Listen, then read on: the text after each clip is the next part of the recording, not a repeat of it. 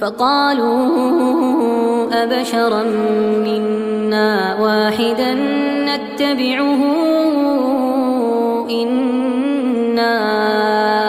إذا لفي ضلال وسعر ألقي الذكر عليه من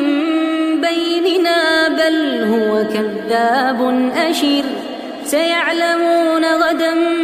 من الكذاب الأشر